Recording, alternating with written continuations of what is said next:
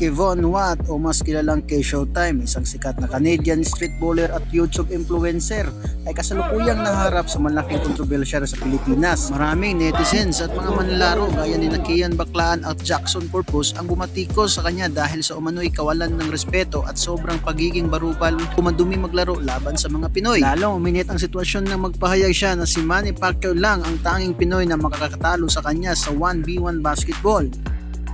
One person in the Philippines that's better than me. Manny Pacquiao. Nobody else. May mga ulat din na nagpahayag siya ng interes na subukan maglaro para sa Gilas Pilipinas, bagamat ito ay tinuturing ng marami na bahagi lamang ng kanyang clout chasing o pagpapansin sa social media. Nililibot niya ang iba't ibang barangay at court sa Manila para hamunin ang mga local players na mag 1v1 sa basketball. Kilala ang mga Pilipino sa pagiging basketball crazy, kaya ginagamit niya itong pagkakataon para makakuha ng maraming views sa pamamagitan ng pag-trash talk at pakikipaglaro ng pisikal sa mga Pilipino. Then stop fouling.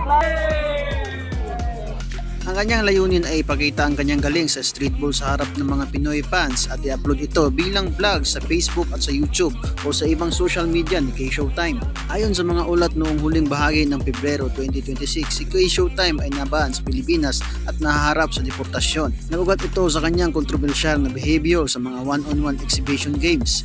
Tinuturing ng mga local na opisyal at organizer na offensive o nakaka-offend sa mga fans at host ang kanyang mga naging aksyon. Kabila ng mga batikos, may ilang fans din naman na nagsasabing pinalik lang niya ang energy dahil sa naging physical din naman ang laro ng mga katapat niyang Pinoy sa street balls. Noong Marso 4, 2026, nagpost pa siya ng video sa Instagram na kuha sa Manila kung saan hinamon niya ang isang local na player sa sariling hood nito na nagpapakita ng posibleng nasa bansa pa siya o kakalabas lang habang pinoproseso ang kanyang kaso. Dahil sa kanyang naging asal sa mga larong ito gaya ng pagpalo ng bola sa ulo ng kalaban at sobrang trash talk, ay nauwi ang kanyang pagbibisita sa bansa ng pagkakaban. Ikaw, ano ang masasabi mo sa pagpapadeport at pagban kay Showtime dito sa Pilipinas? Comment ka na lang sa baba.